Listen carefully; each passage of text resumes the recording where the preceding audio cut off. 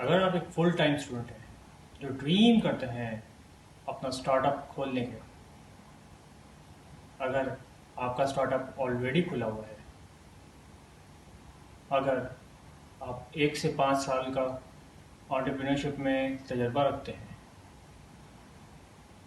या अगर as a student आप एंटरप्रेन्योरशिप के बारे में महज तजस्सुस सकते हैं, तब ये वीडियो आपके लिए है।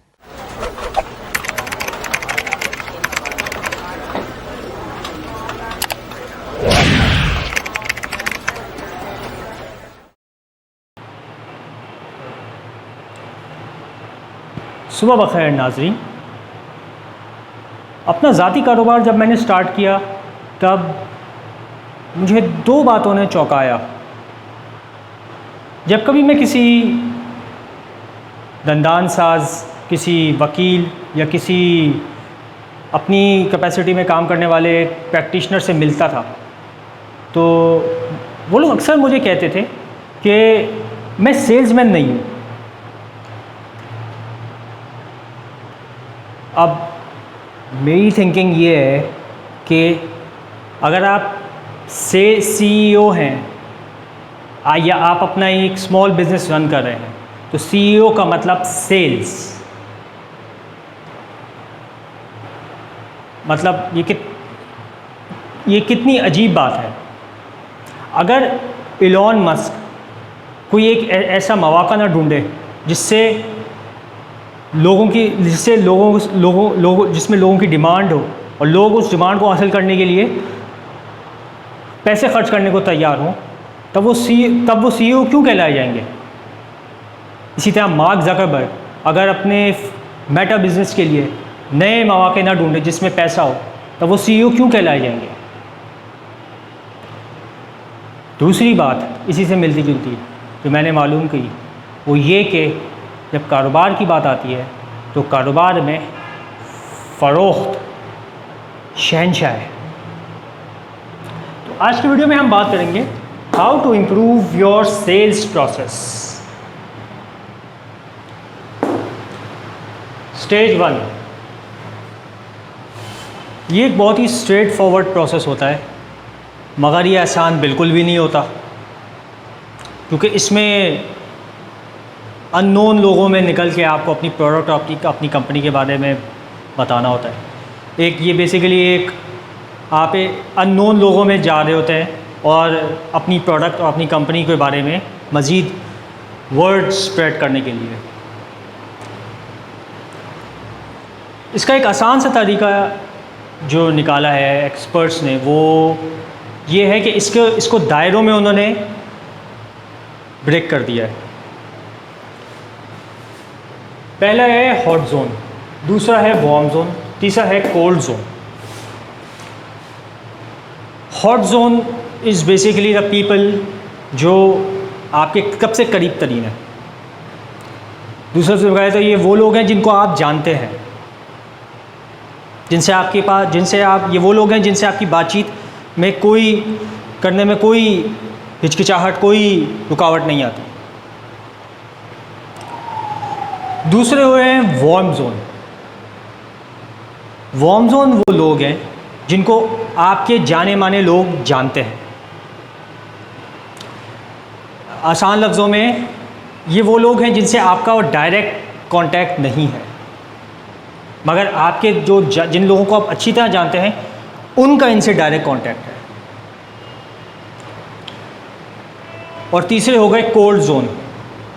तो कोल्ड जोन तो वो मार्केट होती है जिसमें आप किसी को जानते हैं, ना आपके जानने वाले उसमें से किसी को जानते हैं। तो ये सबसे फेवरेट मार्केट होती है। वैसे जितने मंझे हुए सेल्समैन होते हैं वो उन सब की ये मार्केट बहुत अट्रैक्टिव होती है।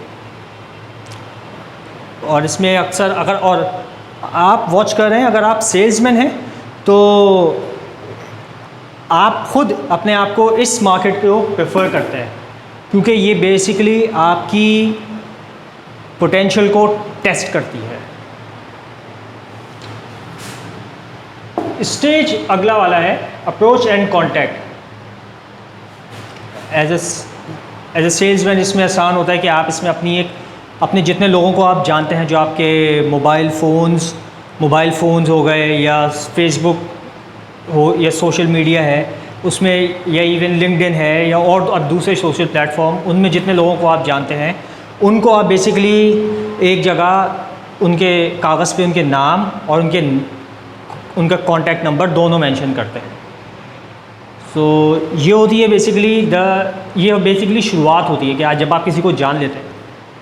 एक्सप्लोरिंग यानी कि जिस स्टेज में आप लोगों को जानते हैं, उस स्टेज के अंदर जब आप किसी से जब cards exchange, visiting cards exchange हो जाते हैं तो उनका नंबर आप अपने पास रख लेते हैं। वो इस स्टेज में आता है अप्रोच एंड कॉन्टैक्ट में, कि आप अपने नेम लिस्ट में आपने उनका नंबर डाल लिया या नाम लिख लिया ताकि आप उनको अप्रोच कर सकें। नेटवर्किंग इवेंट्स, ये मैं ऑलरेडी बात कर चुका हूँ अपनी मेरी वीडियो हाउ टू नेटवर्क में मैं पहले ही बात कर चुका हूँ। अगर ये वीडियो नहीं देखी तो इसको ज़रूर देखिए। इसका बेसिकली पर्पस होता है कि आप जिन लोगों को आप इनिशियली आप जिनको जानना शुरू किया है आपने, या आपके वार्म जोन से आपके हॉट जोन हो गए या वार्म जोन हो गए या कोल्ड जोन हो गए, आप उनको उनके साथ एक मिली-जुली एक एक्सपीरियंस लेते हैं। ये नेटवर्किंग इवेंट्स बेसिकली वो प्लेटफॉर्म प्रोवाइड करते हैं जिस पे आप अपने कॉन्टैक्ट्स में के साथ जाके आप शेयर कर सकें वो एक्सपीरियंस उनके साथ, have a common experience so that you can build more connection.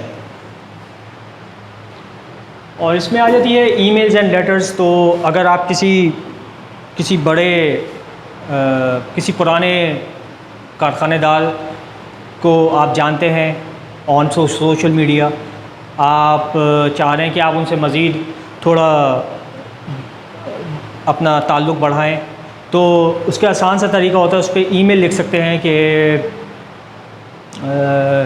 Dear ABC, I admire the fact that you are a very successful entrepreneur and I wish I could become something like you in the future. I would require 30 minutes of your time. I wish I could treat you. I simply need 30 minutes of your time. Let me know when can that be made possible. ये तो हो गई script. और इसी से फिर क्या कहते हैं, इसका पर्पस ये है कि आपने अपनी कनेक्शन उनके साथ और मज़ीद और बढ़ाना है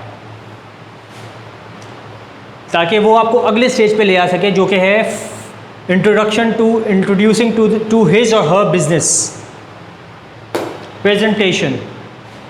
प्रेजेंटेशन सबसे आसान स्टेप होता है इस पूरे अमल का। यहाँ बेसिकली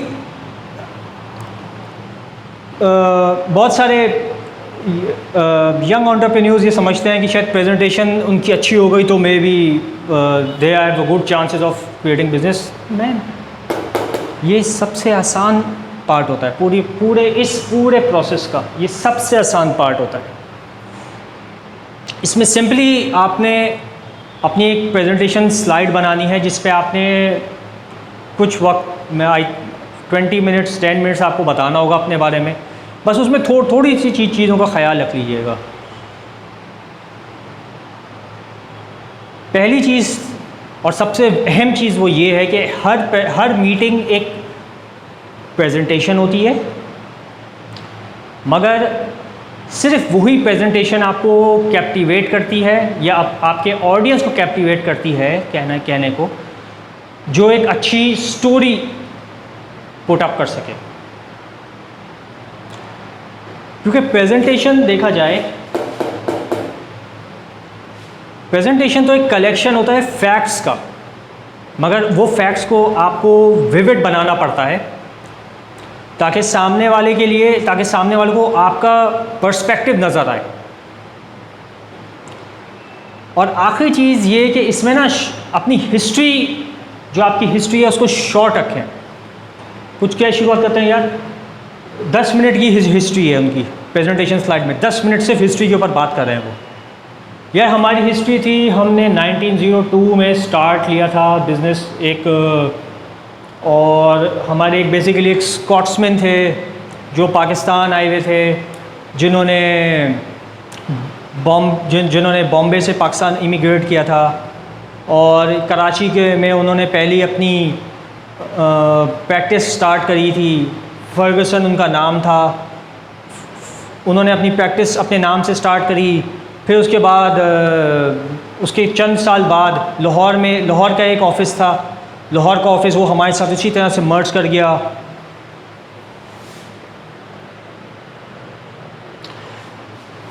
प्रेजेंटेशन सिंपली आपको एक फॉर्मल इंट्रोडक्शन है, लाइक अ नेम। नाम सिर्फ दो अल्फाज का या 3 अल्फाज का अच्छा लगता है, वो कोई 4 या 5 अल्फाज वाला हरगिज़ अच्छा नहीं लगता।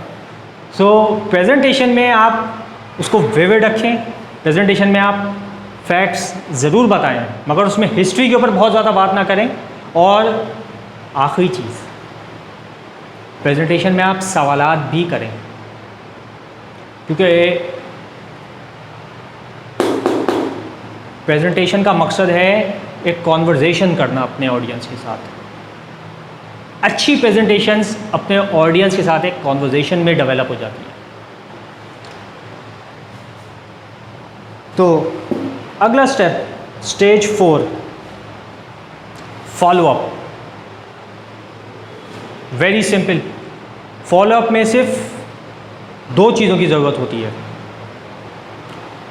एक है डिटेल्स, पिछली मुलाकात की डिटेल्स क्या थी, पिछली मुलाकात में क्या बात हुई थी, और अभी जो फॉलोअप लिया जा रहा है वो किस बात पे लिया जा रहा है। दूसरी चीज़ फॉलोअप में अहम है, वो है डिसिप्लिन। मैंने अपनी एक पिछली वीडियो में बात की थी on how to obtain feedback from your boss, video number 11। वो बेसिकली उसमें मैंने एक स्टेप डिस्कस किया था, परसिस्ट एंड ओवरकम। वो परसिस्ट एंड ओवरकम वो बेसिकली है ही डिसिप्लिन। जब उसमें मैंने बात की थी कि it is not about intelligence, तो वो सारा स्टेप ही एक डिसिप्लिन का है। It's nothing about intelligent about it. You have to just दिन के एक वक्त, हफ्ते के एक दिन, महीने के एक हफ्ते या 2 हफ्ते, आपने सिंपली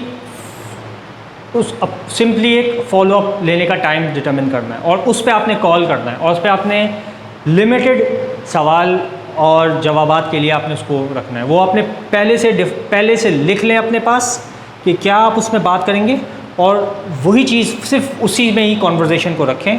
यही डिसिप्लिन कहलाया जाता है।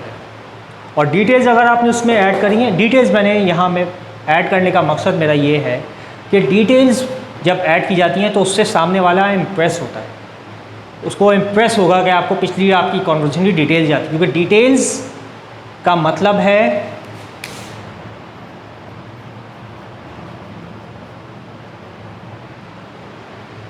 Care, how much you care about your client. अगला स्टेप, द रिफरल।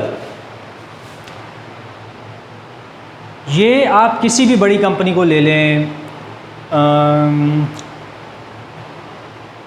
मिसाल के तौर पे साउथ वेस्ट एयरलाइंस, मिसाल के तौर पे एप्पल इंक, या मिसाल के तौर पे स्टारबक्स।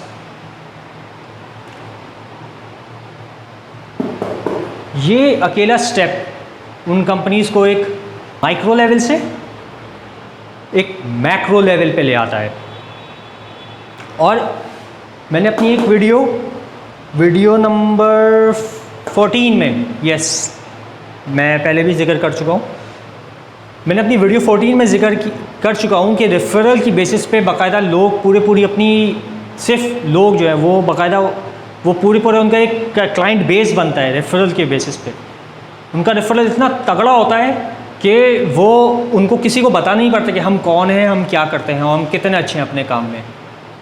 मैंने इस अपनी वीडियो नंबर 11 में वीडियो नंबर 14 में मैंने एक और बात की थी कि आपकी जो रेफरल या आपका फीडबैक होता है,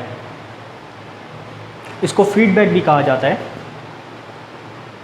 तो आपका जो रेफरल या आपका फीडबैक होता है वो आपका रेपुटेशन कंट्रोल का फंक्शन भी सर्व करता है। उसका एक बेनिफिट मैंने अपनी पिछली वीडियो में जिक्र किया था, वो रेपुटेशनल कंट्रोल की भी बात करता है। तो ये हुआ बेसिकली आपका इस स्टेज पे। बेसिकली ये इम्पोर्टेंट इस वजह से है क्योंकि अक्सर नए सेल्समैन या अक्सर नए कारखानेदार वो फॉलो लेने के बाद वो बिल्कुल डिसंगेज हो जाते हैं। यार आपके पास अगली बिजनेस अपॉर्चुनिटी यहाँ बैठी हुई है, रुको भाई, कहाँ भाग रहे हो, कहाँ दमादम मस्त कलंदर कर रहे हो, रुको, यहाँ पे अभी बहुत कुछ मौजूद है, यहाँ से अभी बहुत सारा पैसा आना है।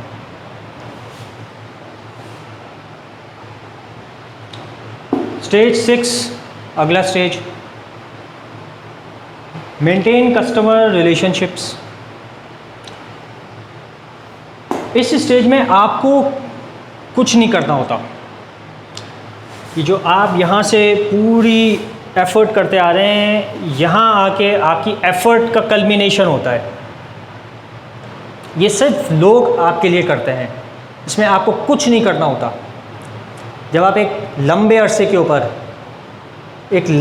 ऊपर आप एक कस्टमर रिलेशनशिप मेंटेन कर रहे हैं या आपकी रेपुटेशन बहुत गुड है, जैसे पिछले स्टेप में मैंने अपनी बात की थी, तो इस स्टेज के ऊपर आके आपको कुछ नहीं करना होता। ना आपको ये पता होता कि मैं who I am, who my company is, what my product is. ये सिंपली आपको, ये दूसरे लोग आपके लिए करते हैं। पिछली वीडियो में मैंने बात की थी, वीडियो नंबर 21 में, कि डेवलपर एक स्किल के बारे में जिक्र किया था। यहाँ बताता हूँ डेवलप करने का फ़ायदा क्या होता है, सेपरेट इस सेल्स स्किल को इस स्किल डेवलपर का फ़ायदा क्या होता है। The law of diffusion, Urdu में बोला जाए तो कानून मुंतशिर जिद्दत। ये एक मार्केटिंग का बहुत पुराना एक साइंटिफिक डिस्कवरी है। ये आइडियाज़ पे अप्लाई करता है, ये प्रोडक्ट पे अप्लाई करता है, ये लोगों पे अप्लाई करता है। जब किसी आइडिया, लोग या प्रोडक्ट की मकबूलियत होती है तो उसमें इसका बहुत बड़ा हाथ है। आपके सामने अभी स्क्रीन पर एक ग्राफ चल रहा होगा। इस ग्राफ में 2.5% जो शुरू में इसका का जो टुकड़ा है, इसको कहते हैं बेसिकली जिद्दत पसंद। अगला 15.5% जो टुकड़ा है उसको कहा जाता है इब्तिदाई इख्तिराई, और उसके बाद जो अगला टुकड़ा है उसको कहा जाता है इब्तिदाई अक्सरियत, जो 34% है। फिर अगला 34% है कहलाता है ताख़ीर अक्सरियत, और जो बिल्कुल आखिर में जाके आता है टुकड़ा वो जो 14% है या 16% है, वो कहलाया जाता है लागर्द, या अंग्रेज़ी ज़बान बोले हैं तो लैगर्ड्स। आपको कोई भी प्रोडक्ट या आइडिया या पर्सन को प्रमोट करना है तो आपको सबसे पहले उसके शुरू के जो 2 सेगमेंट हैं, आपको उनमें उसे प्रमोट करना होगा।